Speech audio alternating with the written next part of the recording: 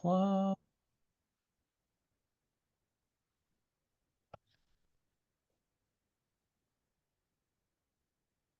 Hmm. Well, hello again, friends. It's Bill Spady, welcoming you back to another discussion with my very close friend, colleague, and spirit partner, Tomei Schnitsius. Welcome again, Tomei. Thanks. It's great to be back. Um, I would like to pick up where we left off in our last session Okay. because I thought the issue of the kind of contribution each person is making to the whole of the energy on our planet, to the consciousness on our planet, is really significant. Each Hmm. person makes a contribution, and the higher your own elevation of consciousness goes, as Dr. David Hawkins shares in his Power versus Force book, um, just disproportionately that ratio of influence what the level of the contribution and the quality of the contribution goes up, up, up, and up. Hmm. So I'd like to Yeah. pick that up because Okay. that has huge implications for how we live in the world, what's happening in our world, and the kind of difference that we can make personally Yeah. to the whole big picture. Yeah. So, Tomei, please Yeah. jump in. Let's go and Okay. share share some of your best perspectives on that topic. Okay. So I think we can break it down in three different aspects. One would be personal, second one would be community, and then third one would be global. Um, and you might say one feeds off of the other as you go out. So kind of the community feeding off of the personal, and then the global feeding off the community.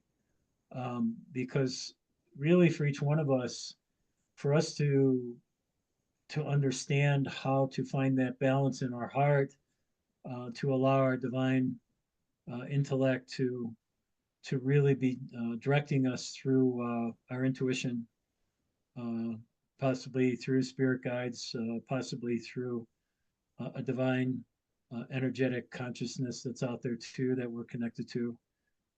Has to be the first a step in this process. Otherwise, we don't know if we're coming from our mind or our heart. In any given situation that I discuss with some of the people that do come to me for assistance, is that in any given situation, were you in your mind or were you in your heart? It's a simple question.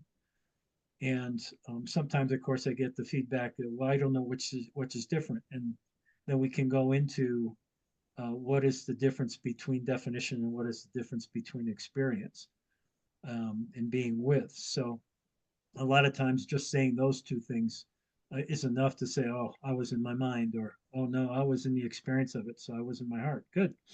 So now you know the difference.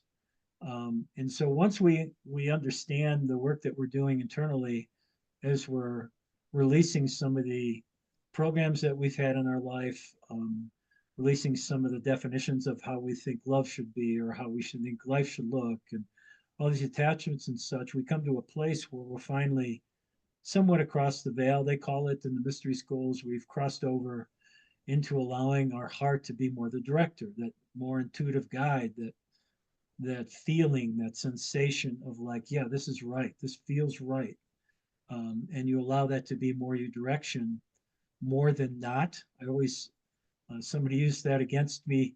I wouldn't say against me to say I was wrong, but I hadn't seen somebody in about 10 or 12 years, and they came back and they gave me a quote that I gave them 12 years ago. and, and I was like, wow, that's really cool. You told me uh, to live more from my heart than not. I'm like, wow, okay. And I'm still trying to do that every day. I'm like, wow, that's really powerful. Um, so to be able to get to that place takes some work. It's not going to be something that's going to be instantaneous. There's a lot of letting go, you might say, of things to do. But that's kind of the personal aspect of this. So it's the first step. So the first step is we can find balance within ourselves from our heart. Then we can start projecting into the community. Until we get to that point, we don't know what we're projecting in the community if we don't realize we're coming from our heart. We could be setting up agendas or ways that things have to be, even though they're different than they were before. It's still an agenda. So we have to be careful. So on a personal note, even if you just go out to nature and you start becoming one with nature, not like you were before, you might say, I do a walk every night. That's great. You do a walk every night. What happens during your walk? Well, I walk. Okay. Well, how far do you go? I always go 2 miles. So you always go 2 miles and you go for a walk. Yeah. So what happens along the way? Well, what do you mean? I go for a walk and it goes 2 miles and I come home. So obviously it's a doing, it's a mind thing. It's like this is what I do every night. How about changing it up? How about going for your walk tonight? But I want you to stop and look around. I want you to smell the flowers. I want you to look up at the sky if it's nighttime. I want you to see the stars. Start experiencing your walk every day and then tell me, if anything's changed. In some cases, some people will call me up the next day and say, "Oh my God, there was a deer on the trail. I've never seen a deer out here before." And they've always been out there. They just never saw them because they were just doing their walk. Or they might notice there was this big oak tree right on the trail and I never saw it. I just walk by it every day. And it's so magnificent and so beautiful. So there's this aspect of ourselves that if we open the door to our heart, we start experiencing what we're doing on a daily basis. That's the personal aspect of shifting within yourself from a thinking aspect of just thinking in the world, thinking of what it's supposed to look like, thinking that I'm doing something, as opposed to being with something in the moment. So we're changing doing something to being with something. The more you're being with something, experiencing something on a daily basis, moment to moment, hopefully you get to the point where you're doing it 50.1% of the time, which means you're doing it more than you're not, which means you're in your heart more than you're in your head. And once that gets to that place, you're going to find a sense of joy. I'm going to explain. There's going to be like a place where your heart begins to sing. There's going to be joy that's going to come in. It's almost like there's a new dance that's coming up, and you're just enjoying the new dance, and there's new steps every time you go out. So this just keeps happening over and over again. You might start running into people you've never met before. You might be, running into animals and flowers and butterflies and all kinds of things that you would have never noticed before because you had your head down and all you were doing is walking straight ahead and doing a hike. So as we cross over the veil, as they call it, into a different place and start allowing our heart to direct us, we allow ourselves consciously to make a choice of being with things, then all of a sudden we're doing it more than we don't. When that starts happening, you are then implanting that kind of energy everywhere you go. That's the personal aspect of this. Once it becomes more than not, then the door opens to more of a community way of being with. So what ends up happening is you start going, say, to the rec center. You go work out. And when you get to the front door and you open up the door, instead of just plowing in and going to do your workout, there's somebody that's coming out. You open the door for them. You usually don't do that. And they smile at you and say thank you.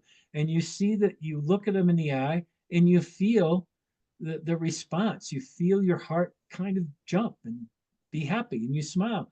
You get to the front desk and you say, "Hey guys, good morning. How's everything going?" And they look up at you like you're crazy because they're not used to somebody coming in and say, "How you doing? How's your day going?" And then you go downstairs and you start meeting people that have been coming to the same place, the same time that you have for the last 3 years. And you never said hi to them, but you finally introduced yourself to somebody and they say, "I was wondering what your name might be." And you all of a sudden become friends and start telling stories every time you meet. All of a sudden, you're opening yourself up to community. and you're spreading that same heartfelt um, exercise, if you will, that energy that you've created inside yourself, you've opened up to it, but you've manifested that energy. The seed's always been there, but you've never watered it.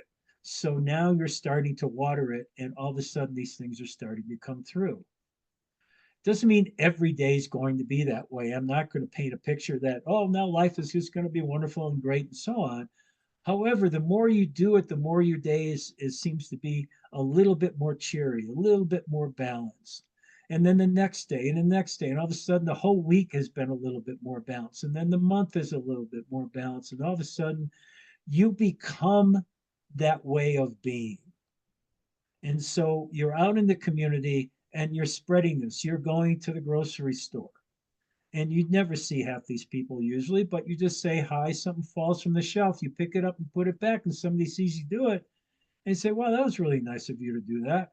Well, you do it because you know it's the right thing to do. Where before you probably would have walked by and you wouldn't even see it on the ground because your head would have been down and you wouldn't be paying attention to what was going on. And somebody else says, to themselves, that's a pretty nice thing to do. I think I should start doing it too. So you're spreading that same heartfelt energy in the community and you don't even know you're doing it. You go to check out and you just look at the person, you say, you look like you're having a pretty tough day. You okay? And she looks up at you like, whoa, what? Somebody just noticed that I wasn't doing so well.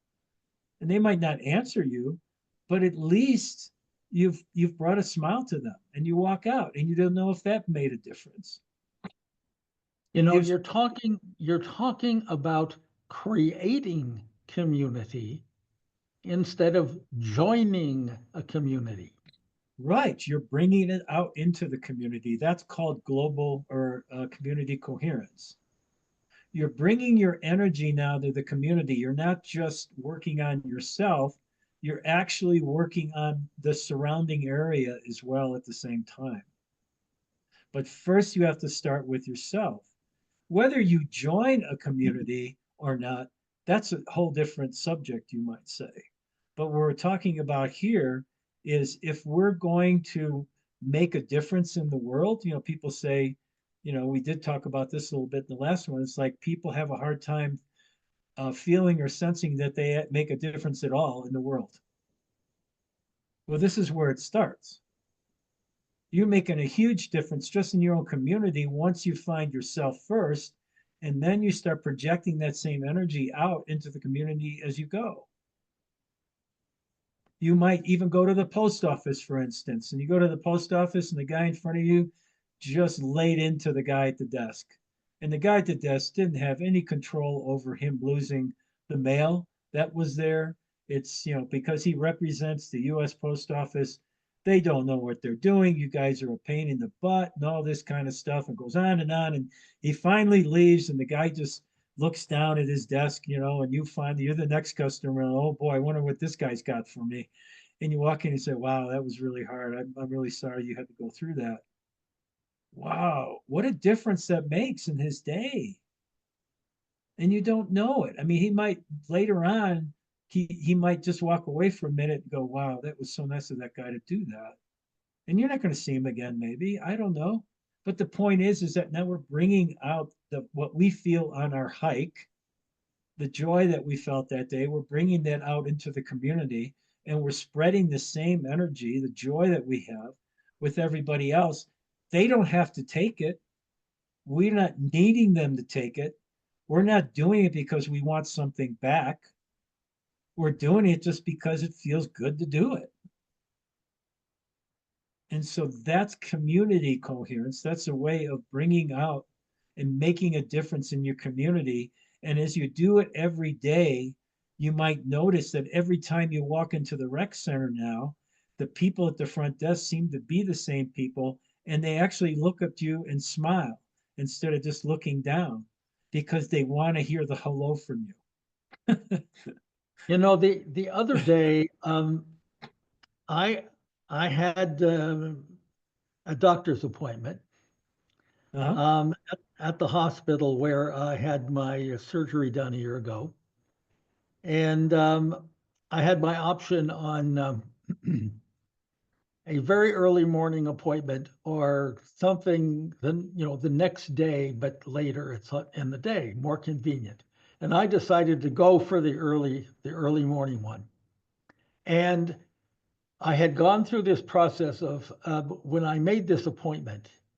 Um, well, God, what if the weather's bad early in the morning and will I be caught in the rush hour, getting over there, all this stuff. But I had completely let that go. It was like, here we go, 7:30 in the morning appointment. I got to drive 25 minutes. I mean, so let's get on it. I get over there. The parking lot, which is normally packed, is empty. I park by the front door. I go in. There's nobody in line checking in.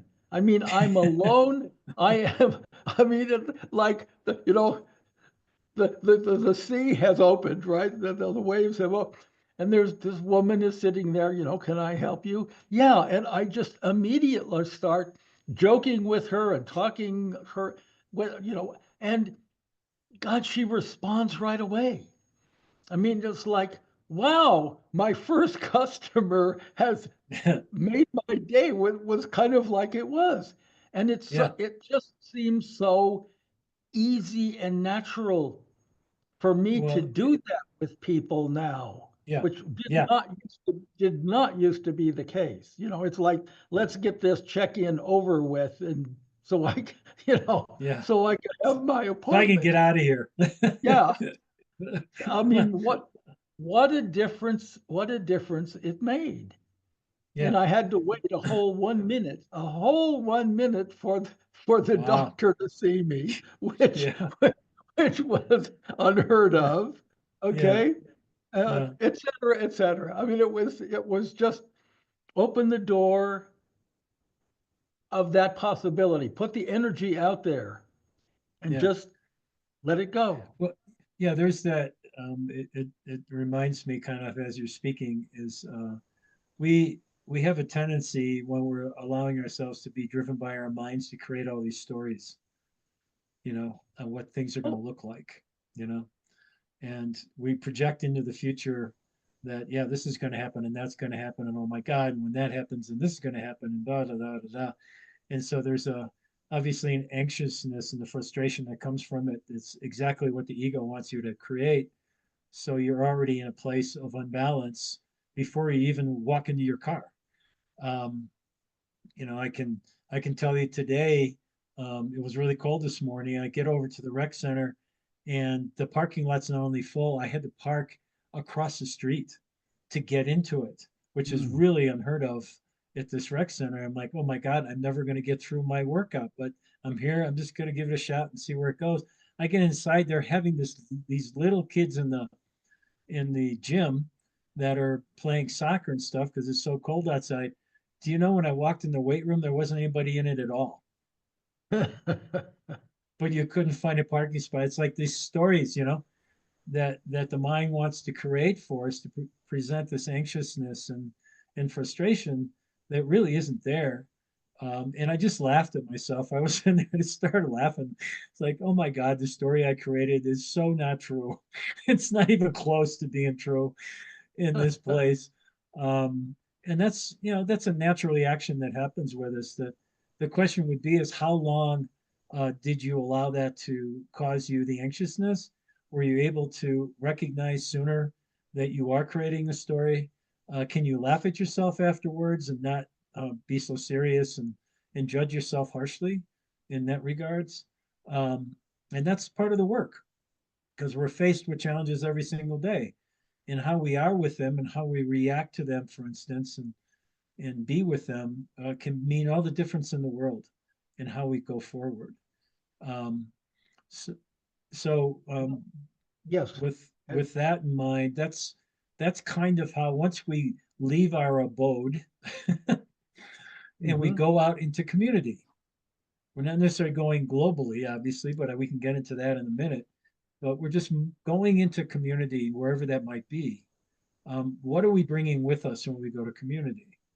Are we bringing our minds with us or are we bringing our hearts? Well, in a lot of cases, we're bringing both until we finally get over, the veil and we're more in our hearts than not, there's a good chance that we're going to bring more of our heart in the community than we are our mind.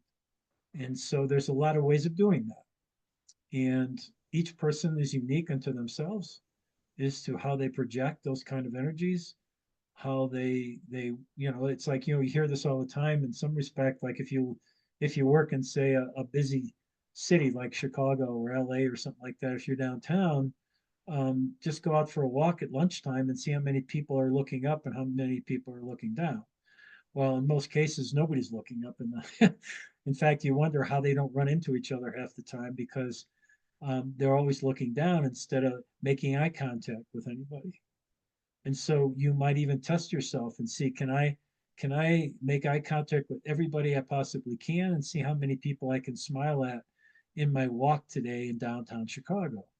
I did that a couple times when I used to work down there, and it wouldn't be very many people because most people weren't didn't want to look at you. They just wanted to keep their head down and just go straight ahead, and that's all they. So they're not very conscious of what's going on. That's not a judgment. That's just what's going on. So how do I bring to community that I just keep doing what I was doing? I just every time I go out now, I'm going to do that. I'm going to look up as much as possible and try and smile whoever is going to look at me and so on. And so now I'm projecting my heart into the community as best I can. And it will make a difference eventually because wouldn't you know it, if you're downtown Chicago and you go out at the same time, you're probably going to run into the same people. And so, all of a sudden, those people are going to be looking for you because you smile at them every day that you walk by. And they look forward to, you don't even know who they are. You don't know their name. You're probably not going to go up and hug each other or anything like that. But at least you're projecting out the heart. So we bring we bring ourselves once we really get into heart more than not into community in so many different ways. Um, just in honoring those people that serve us in whatever way they do, whether it be somebody that's working on your car, somebody that that's going to bag your groceries, or somebody that's at a front desk somewhere, or like you say, the woman that was at the front desk when you walked into the doctor's office. Um, Everybody has a story. Everybody has a life. Everybody has things that happen to them every day.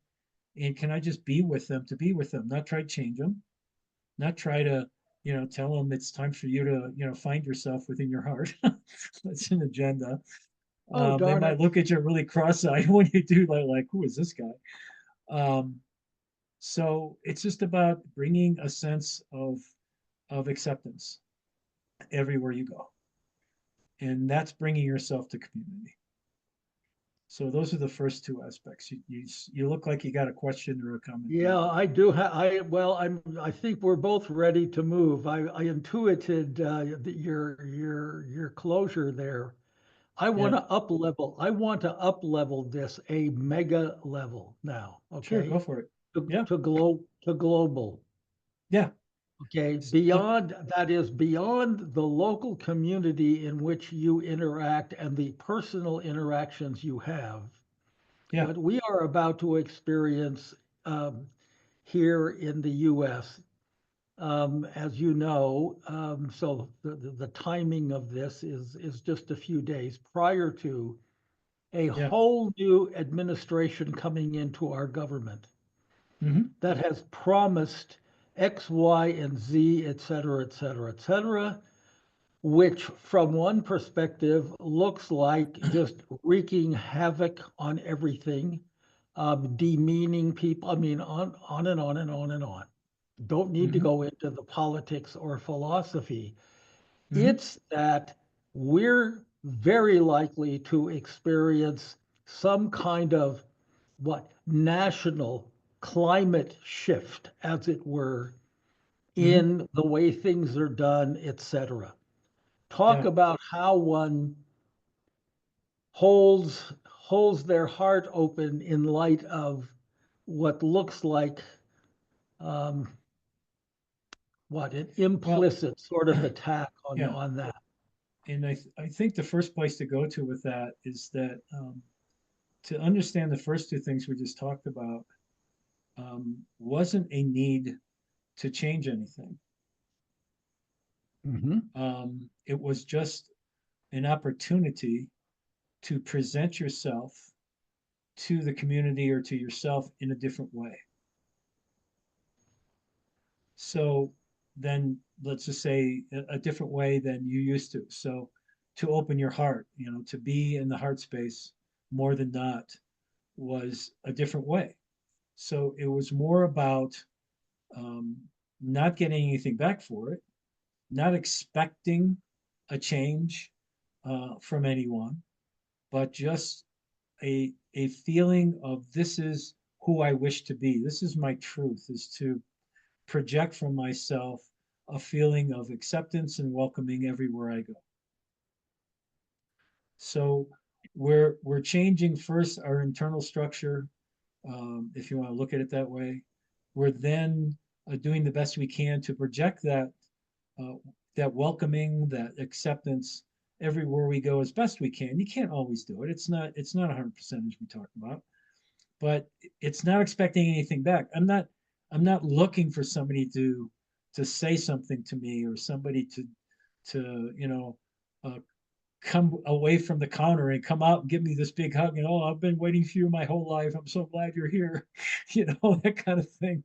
Um, we're not expecting any necessarily result from it, which ego would. Ego is always looking for an outcome. It's looking for some kind of need or want or something like that. And so that applies to what you're talking about. No matter what I say, no matter what I do, is not going to change what's going on. But I can certainly present myself to it in a different way. I can certainly present myself to it in a heart if somebody wants to talk to me about it. I can do the best I can to show them that there's a different way of being with it as opposed to try and change it. They say, well, you've got to vote, go vote. Yeah, I agree. That's a cherished thing that we have in this country, is to at least have a vote to say what it is you like. And this time the votes went a certain way instead of the other way. So, all that being said, I'm not going to say I'm going to agree with anything that's going on, but I certainly can talk to people and say, you know what, um, my heart is with those people that are going to be deported. My heart is with those people in California where they're not going to be assisted now because people want to hold the money back for political gain. I feel bad for those people that can't don't have control over their own body because of the laws that have been written. I have a sadness for that because we all should have the inherent ability to find happiness and joy in our life. And this is being stopped. So I can project that out by living my life accordingly, living my life in a way that I honor who I am and I honor who's in front of me and I honor the person down the street and I honor, anyone that even wants to harm me, as Yeshua would say. Um, can I still honor them because they don't know what they're doing? Otherwise, if they were living from their heart, they wouldn't be doing it. So I can still honor that part of them that I know is there. Doesn't mean I'm going to allow them to harm me. I wouldn't never allow somebody to harm me.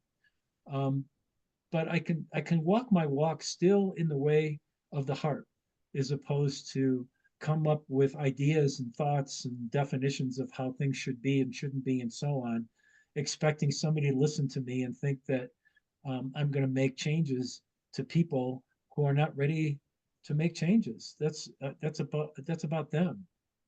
But if I live a life, how would you say it? Live a life of of mirroring, and maybe be a good word, um, where I'm not expecting anything from anybody, but I'm going to live my life from my heart, however that looks. I'm going to do it the best I can every day, and that will make a difference. I know it does. And eventually, globally, it does make a difference. Because when you travel, when you go meet other people, or when they come here and you're living that way, um, let me say, white Americans aren't as ugly as we seem when we go across and we start assisting others in other countries. And we open doors for um, homeless people that are walking the streets in other countries, or we go up to them and try and help them, or whatever, however you get involved in the communities in foreign countries and assist other people, they remember that and they appreciate that. I've seen it. And when that happens, you now have created a global coherence, not just a community here, but now it's a global community that we're starting to, let's just say, affect in some way by just allowing people to feel the truth of what it's like to live from the heart, and Well, without is it question. fair? Yeah, is it fair to ask you then to take it up yet another level to what Of we could course, call a a cosmic community? And yeah, by that, I'm thinking of, all the kind of heavy duty discussions that are going around out there in the esoteric world yeah, about this thing called the shift. That yeah, is when you get a tipping point of people whose consciousness is high yeah. enough, etc. I mean, whoa, what kind of global, truly global phenomenon do you think this represents? And I, and how do we play into that? yeah. So a couple of things come to me as soon as you ask me that question. The first thing is I hate to use the word define, but it's maybe to define the shift a little bit so people understand what we're talking about. Good. Um, Thank you. yeah. Um, Back when the Mayan calendar ended in 2012, it was the beginning stages of the middle stages actually of the shift, and it's a 30-year. I think it's 30 or 35 years. It might be 35, but something's telling me it's 30. Um, and by the year 2032 will be the final year of this period of time where everything kind of um, goes unbalanced in some way because there's a new energy that's going to be on our planet, that the planet is already changing. And so the story says that at this point we're, as you can see, 6 years away at this point, full years away from the finality of the shift when it's supposed to take place. So it wasn't supposed to take place on that date that everybody talked about. It's now it's a 30-year period that it's going on, and we're more than halfway through that, and um, that's kind of an overall understanding in various different indigenous cultures around the planet. Um, and I've been blessed in so many ways to meet a lot of these leaders as I've traveled. Greg Braden talks about this a lot in some of the places he's gone and talked to some of the elders, um, and being able to talk to some of the individuals that we've talked with who are very aware of that, even though they are religious in some ways, they understand that we're walking through a period of time now where things are going to shift drastically, and that mankind, and that that's all of us, humanity itself is going to be going through quite a shift of energetic values, of course, high frequencies, and that it's time for us to let go of the things of the past and to move ahead. That doesn't mean you don't respect or honor the things of the past. It just means it's time to let them go and welcome in the new energies that are coming. Many of us have been doing this for quite a few years, but in meeting some of these other people, even though they're in different countries and different places and so on and so forth, uh, there seems to be a commonality of an understanding that this is taking place.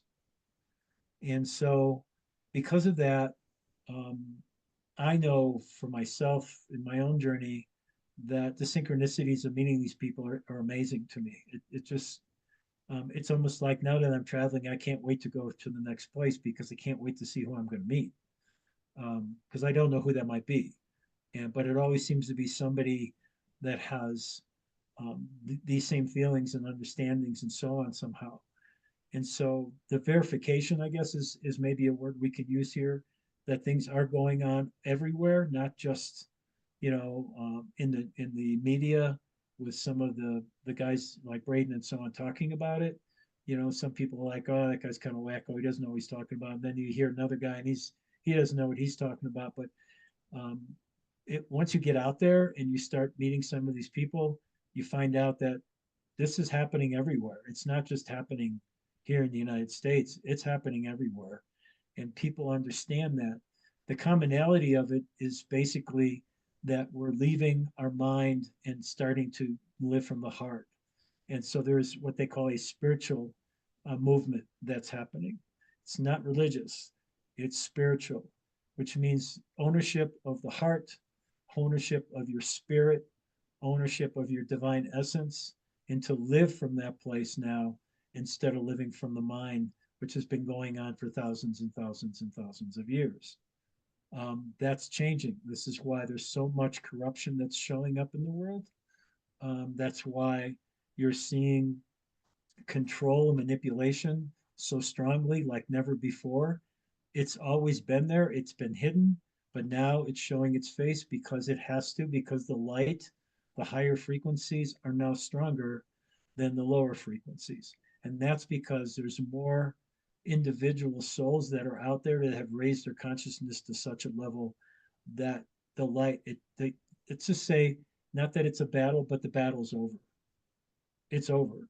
It's going to happen, whether anyone else wants to join or not. And that's not a judgment against them.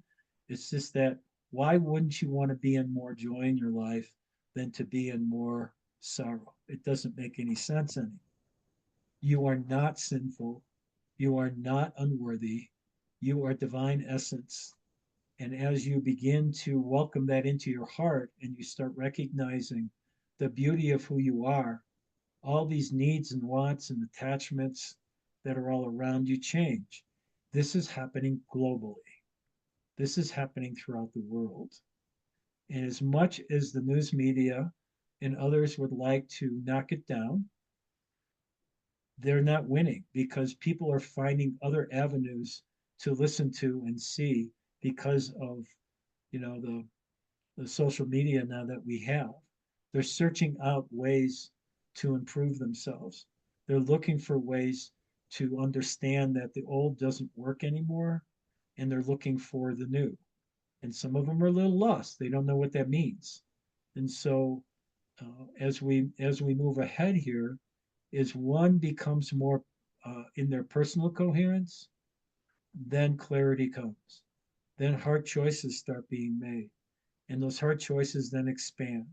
And as those things expand, then it gets into community. And as those choices that expand in community, more people in community then feel like, why don't I say hi to the cashier? Why don't the cashier says, I'll say hi to the cashier next to me, which they never talk. It just expands and exponentially starts going out. Um, in this moment, um, I also I'm seeing a vision that was shown to me in one of the workshops that I think you might have been to. And we were in a meditation. And I might get emotional here in this moment, but um, as I was sitting there and we were going through the meditation, um, I was being shown a field. And this field was just as far as the eye could see were individuals, were souls, were people, thousands and thousands and thousands. And my guide said, these are all the people you've already helped. And I don't know any of them, but I understood what it meant. That as I helped just one of the people that were in the front, that all exponentially went to everyone else too, because they carried the feeling to the next person. That person carried the feeling to the next, and so on. And it just blossomed because I chose in that moment to serve this one person. So, as each one of us chooses in a humble way to serve anybody in any given moment, these three coherences happen. The personal happens, The community happens and the global happens. Because that person I might have helped, maybe they went to South America next week. Maybe they went to Africa. Maybe they went to Russia. Maybe they, who knows? But in some way, somebody connected with that flow is going globally somewhere and it gets deposited somewhere else. And it just goes on and on. And there's this incredible wave of that kind of energy that is everywhere around the globe. And everybody's beginning to wake up. And we don't see it. Why don't we see it? Because the dark owns all the media, because everything is being controlled. We're being told how to be put in place. And that's okay. They can keep doing all they want, but understand you don't have to listen. You can be your truth. You can go the next day and go out into this beautiful snowstorm we had last night and walk the trail and go up and see the beauty of the snow on the trees, no matter how cold it might be. You can run into a moose like I did the other day. It was only like maybe 10 feet in front of us. Came around a corner and there it was. Most beautiful animal I've seen in a while. You can take all that into your heart and bring it back with you and share it with everybody on Facebook now. You don't have to share it on Facebook to say, hey, look what I did. You can share it on Facebook and say, look at the beauty of nature. Isn't it a wonderful thing? It's all in how you come from your heart. Yes, you can use social media to project out your victimhood if you want. You can use social media to show people how good you think you are. You can do that. There's no question that many people do. Many people go on there and they have something on there every day because they want to show people their life and how wonderful it is and so on. Where in between, things aren't so good, but they don't want people to know that, so they project it out. Yeah, you can do that too. Or you can use it as a vehicle to connect with anybody all around the world. I have this one guy, Musad, who was our our guide in Egypt. We're best friends now, and he's a Muslim, and he wishes me well, and I wish him well, and he sends me pictures, and I send him pictures, and we just have a connection. And I know everywhere he goes, he's taking the energy that we shared as we went into all those sacred temples and all those energy vortexes that we got to feel that he never felt before because he didn't know they were there. And now he does. The connections that your friend Bill, that you invited me to connect with in Peru, Jorge. Oh my God, we're best of friends. We connect in ways that are just amazing. He is such an open-hearted Oh, man. incredible. Yes, And, thank and you. and such a gift to our planet. And yet everywhere he goes and the stuff he posts on Facebook is all about light and love and connection, not about him. It's happening everywhere. We just don't see it because in our social media, a lot of times we're just friends with certain people, for instance. So we don't really see it overall. But the vehicle we have now through social media to project this energy is also there globally now. So we can send things to people in Germany, in Italy, in Cyprus, where we were, everywhere. And it doesn't cost us anything. You don't have to pay for it. You got apps like WhatsApp where you can even call and send pictures and text to Yeah. people all over the world. We are a global community now. So, how are we going to project it? What choices do we have? We can do it personally. We can go over there and meet people. Yeah, physically is always really cool. To give somebody a hug for 20 seconds, that's pretty cool. That sends a message in itself. But it doesn't have to just be that. So, as we first work on ourselves and deepen that connection that we have with the divine essence that we hold inside ourselves, and let that be our guide. You know, we have that anakarana cord that goes from our heart space to all things. That's our connection to all things. That doesn't die even if your brain goes away. That is still there. Your heart still functions after your brain is dead. Why is that? Well, the brain, we find out, it's got, 40,000 neurites, or what they call them, I guess. And they're like neurons. And so the heart's got The its own heart, brain. the heart has that. Yeah. You And said the so brain. I'm there's, sorry. that means it keeps going. So that means your connection keeps going. So even though you might not be present, you are present in a way. And and there is still the opportunity to project. It's amazing what we have, and we're finally learning that we have the energy body that we have, that we can go on at some time. We talked about energy in our last conversation, but we have an energetic body outside of our physical body. And so we have so many tools and so many things that we are not told that we have to not be ignorant anymore. And we have to go educate ourselves into the truth of what it is that we have. We can go into, organizations that have kept us down over all these years and told us that we must follow a certain way of being in the world. And we just genuflected and went our way and said, okay, we'll do that because I don't want to be a sinner. Um, and so we allow what's outside of us to control us. And the time has come that we're just not going to do it anymore. The new generation is not going to do it anymore. They're done. It's amazing. Everybody talks about, well, all they do is look at their phones and all they do is computers. Yeah, what would you want to be in the world they're in right now?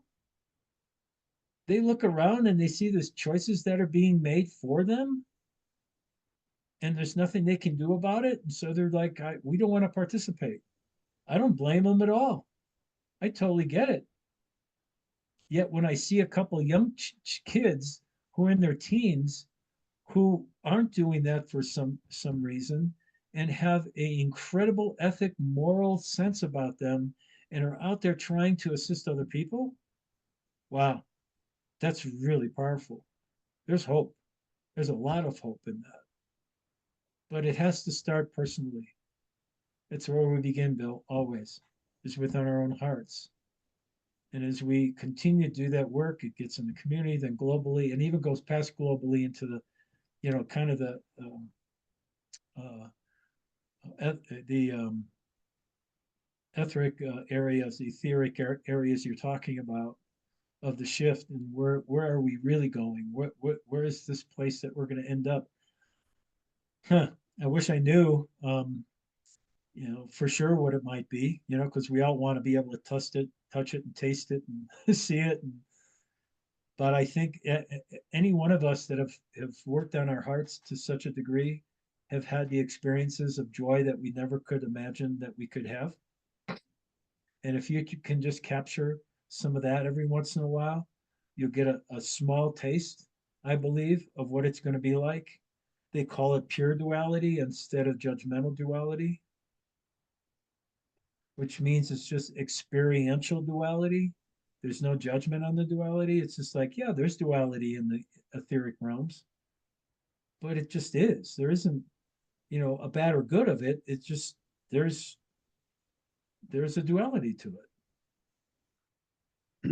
I'd If like to, if I may, I'd like to share a personal experience I had. I think that you're aware of.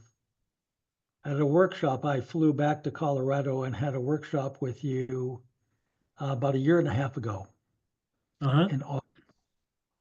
Was that the one at Dane and Manda's house, I think, right? Pardon? No, no, this I, was the one at your home, oh, this was at my house. Yeah, yeah, okay. the Yeah, one that you sorry. had there.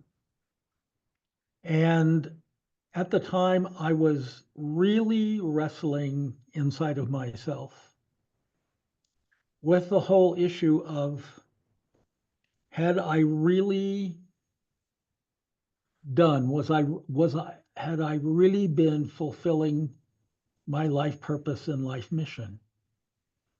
And I was in considerable doubt about it. And I could come up with 101 reasons where the answer was yes, and I could come up with 101 where it was no. And I absolutely, it was like that was the last question just befuddling me. And on a second afternoon, of the workshop, I said to you, well, I think I'm going to go for a walk and go and walk up the trail over here and walk back to the mountainside behind my old home. And you said, well, do you know how far that is? And I said, well, it's just up here. And you said, it's Yeah. 2 miles. Okay. No, it's actually three, but go ahead. Well, so anyway, it's like, okay, fine. I'm going to start. Yeah. So I did, and I crossed under the highway, et cetera, and I got out into this massive, massive open hillside that I had paid no attention to for 25 years as I was driving to go skiing every day. Okay. Mm-hmm. A massive hillside of sage bushes, of sage plants.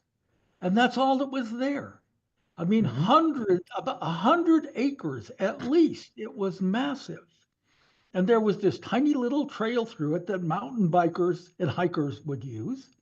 And that's the only trail I could walk through.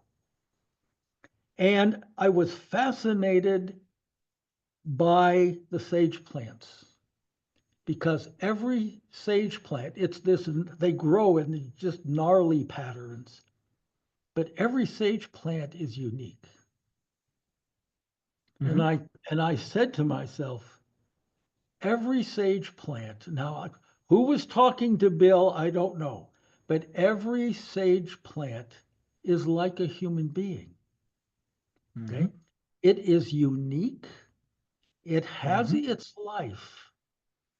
And many of them on that hillside, which become unidentifiable, but they have died because we see the plants that are still flourishing, etc. So I was looking at the dead plants and looking at, their shape and then seeing the unique shapes in all the others. And I proceeded up that trail. Um, I'm going to say about 2/3 of the way up to this parking lot that's up there. And I turned around and I looked and I realized every one of those sage plants, the millions of sage plants on that hill on this side of the trail, are the lives I have touched in my Mm-hmm. work. Yeah. And the ones on this side of the trail on down to the highway, because it was like a pie wedge, kind of a small, Mm-hmm. are the ones I have yet to touch. I am complete. I have done the work. Mm-hmm. And it was such, I mean, it was the pivotal, I'm going to say, the pivotal revelation of the 21st century for me so Mm-hmm. far. I had I had done what I was here to do. And there is witness, okay? The sage plants are the witness of what I have given. And it Mm-hmm. was absolutely transformative, just like your dream was. Yeah. And so we know that gives us motivation to keep going. It tells us Yep. to, keep presenting as best we can to whoever wishes to listen, whoever shows up in our journey. Um, we don't have to force anything anymore, if you will. Not that we were, but um, there is no agenda to it. Um, Everything is perfect just the way it is. And when I allow things to come to me, then whatever person or situation is there, can I experience it? Can I open my heart to it? Because then I know what to say, what to do, how to act, or not. Um, all those things are part of us doing the personal work. And once we've done the personal work, there isn't any more work to do except to, how would I say it, project it anywhere we go, and to be in the, there are times when um, you're in situations on your journey, and you just know that you've been there before.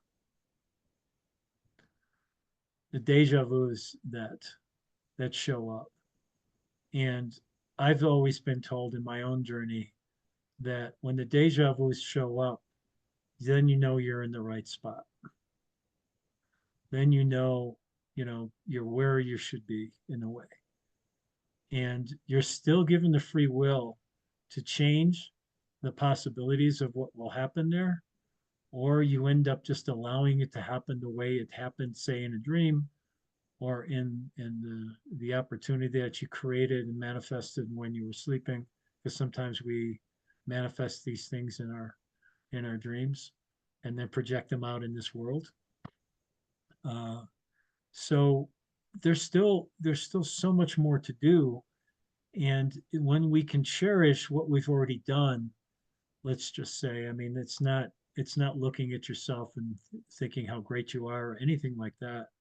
But when we can honor and cherish what we've done up to this point, to me, it gives us a sense of motivation that, you know, maybe there's one more person I can touch. Maybe there'll be that one other person, and not to be looking for them, but just to know, I don't know, see what the day's going to bring today, and next day, what's gonna come to me today. And there is a sense of gratitude and blessing that comes with that. Um, to feel so grateful that you've had the opportunities to touch so many lives in so many ways, even ones you don't even know about, even things that you could never see and you don't care to see them. It's not like you have to, but to know that that's how this works, um, that we make a difference in ways that we can comprehend, and that's the beauty of this. It's like, I think the first thing that Archangel Michael, if you believe in such an entity, will say to you when you pass away and you're at the pearly gates, if that's what's up there, or if it's the big vortex with the light at the end of the tunnel that you come to, and then there's still somebody standing there. And I think the question is going to be, you know, so did you save that person that you were so guilty about down there? I think the question is going to be, did you find yourself? Did you find your truth? It's not going to be a list of things you didn't do or did do. It's going to be just, did you find your heart? And of course, if the answer is, what are you talking about? Got to go back down, man. Sorry. Got to face it all over again. No, I don't want to go down. You hear about these near-death experiences, the NDEs, and almost everyone, for sure, when they're told that they're going back down, they go, I don't want to go back down. Mhm. I don't want to go back into that dense body again. And they're like, you have to. You're not, it's not ready for you to leave yet. It's time for you to go back. And every one of them seemed to say, I don't want to go. I don't want to go back because of the joy and the exuberance and the feeling of energy they feel where they're at. So that's why I don't know if that's going to be the shift and that's where we're going to end up, or is it going to be just a fifth dimensional kind of energy that's different than the dualistic nature we have here? That's what they say. That's what a lot of the spiritual masters over all the years have said, that we're going into some feeling in the fifth dimension. I would be wrong to say that I know what that means. I don't. Some people try and define it and say this is what it's going to be and so on. I'm like, well, that's great if if that's what you think it's going to be, or you've been showed, that's beautiful. But I don't know. I really don't have an answer for that. I just know that it'll be more heart filled. Yeah. That's all. And so that's why I say there's nothing more important in this whole journey than working on your heart, letting it be more in your life than not. And if you can get to that point of just 50.1%, I think you're doing really great. You're doing awesome. So Well, it's a journey to get to that point, it sure but is. but from my experience, I will say it's like cresting a hill,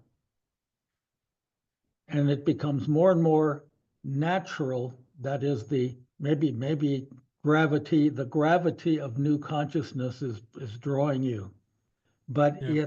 it becomes more and more natural, comfortable, automatic, etc., to perceive things and work that way in your life.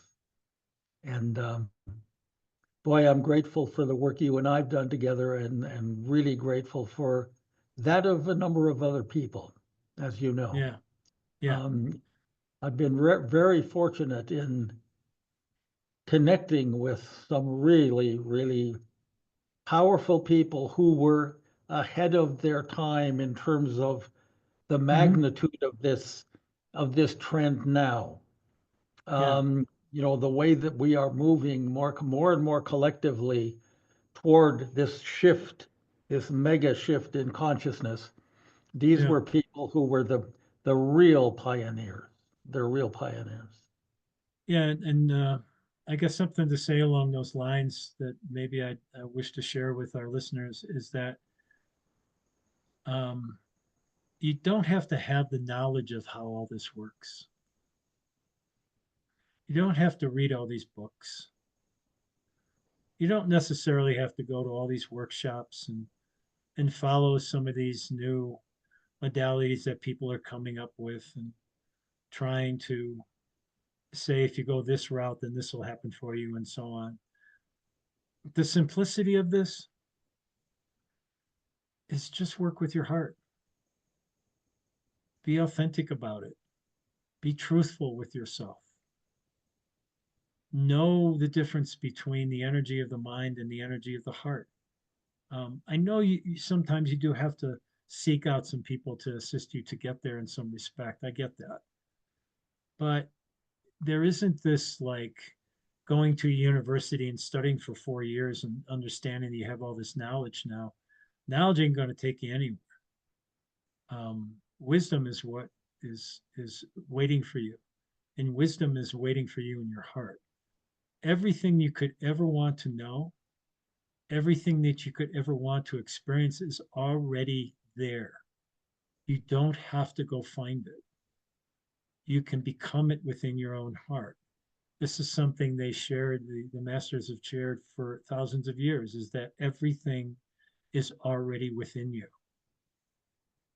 It's great to get verification. Sometimes it's nice to understand what is it that I just went through.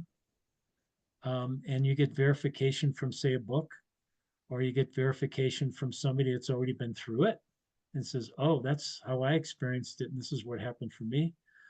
Um, or you find it in a workshop or a meditation you might do, or just talking to somebody on the L going downtown Chicago, go to work. Um, you'll get verification sometime in the weirdest places, but you'll get it if you just work on your heart. That's the simplicity of all this. Um, so I just thought I'd throw that up there as well. Sometimes you get a little bit too heavy in what we're doing.